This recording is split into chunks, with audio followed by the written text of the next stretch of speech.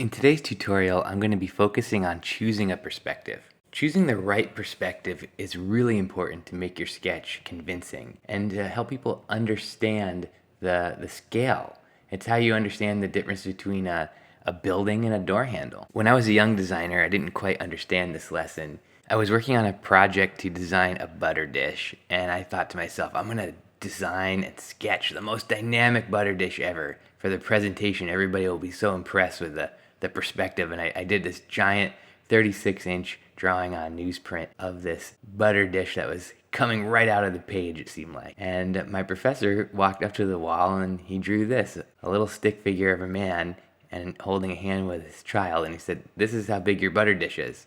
The perspective you've chosen tells me that it's 10 feet tall." This is why choosing the right perspective is so important. It gives you a sense of how big or how small you are to it as the viewer. So this little exercise will demonstrate that. I'm going to draw 3 rectangles in space.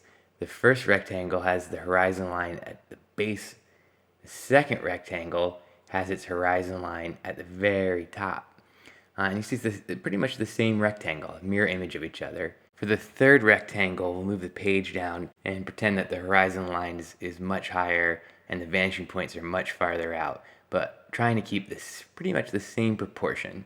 So we have 3 rectangles in space, 3 different perspectives, and those 3 different perspectives communicate 3 different scales. So our first rectangle, I'd say that's about the size of a person, and so this rectangle lends itself more towards an architectural type of a sketch, right? Like you could see the way the vanishing points are, the way the eye line is.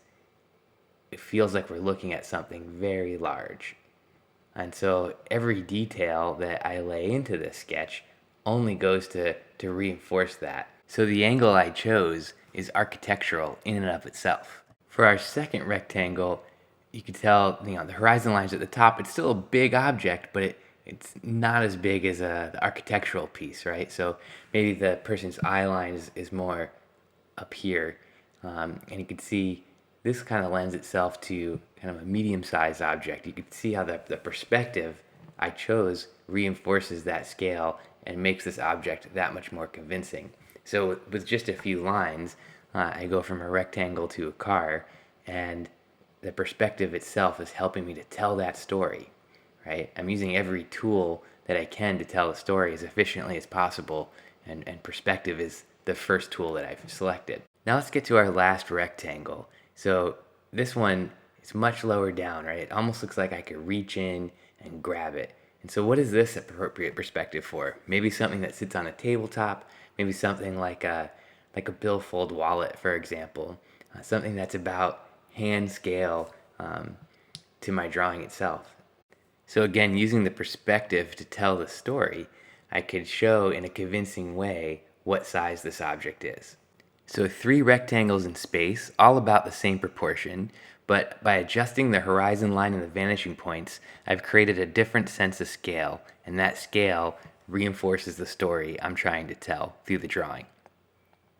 Next time you do a drawing, think about this exercise, and hopefully will help you create a little bit more of a sense of realism and an appropriate sense of scale. If you have any questions or comments, as always, leave them below. I love to hear from you guys, and I love to get requests as well for future videos. Thanks for watching, and give me a like and a follow if you'd like to see more.